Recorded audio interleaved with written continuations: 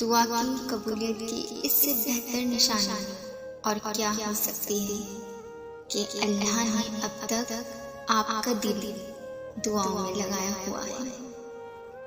اللہ نے اگر دل دعاؤں کی جانب موڑا ہے تو کچھ تو ہے جو اس نے بدلنے کا سوچا ہے۔ تہجد نصیب والوں کو نصیب ہوتی ہے، نصیب کو چار چاند لگانے کی طاقت رکھتی ہے۔ تہجد پڑھنا تو اللہ سے ملاقات کا ایک بہانہ ہوتا ہے۔ تمہاری اللہ سے محبت ہی تو تمہیں تہجد تک کھینچ لاتی ہے۔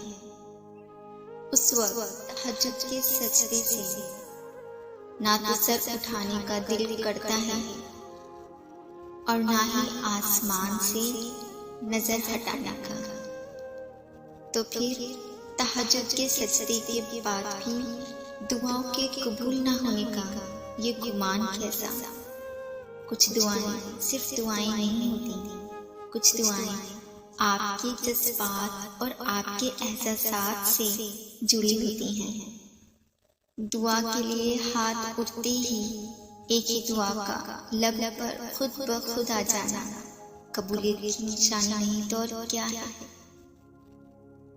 تمہاری دعائیں اس بات کی گواہ ہیں، تمہارے لیے معجزہ ہونے والا ہے۔ تمہارا اللہ پر یقین بتا رہا ہے، تمہاری چاہت پر اللہ حرف کن فرمانے والا ہے۔ اگر اللہ نے تمہارے دل میں کسی کی چاہت ڈالی ہے اور تمہیں دعا مانگنے کی توفیق بھی دے رہا ہے تو ہو سکتا ہے اللہ تمہاری چاہت پہ راضی ہو اور بس تمہیں آزما رہا ہو۔ اللہ تمہیں تمہاری دعاؤں کے ذریعے ہی آزماتا ہے۔ وہ تاخیر اس لیے کرتا ہے تاکہ تمہارا یقین دیکھ سکے، اور اللہ تمہاری کون سی دعا پر کن فرما دے اور تمہاری من چاہی چیز کو تمہاری جھولی میں ڈال دے۔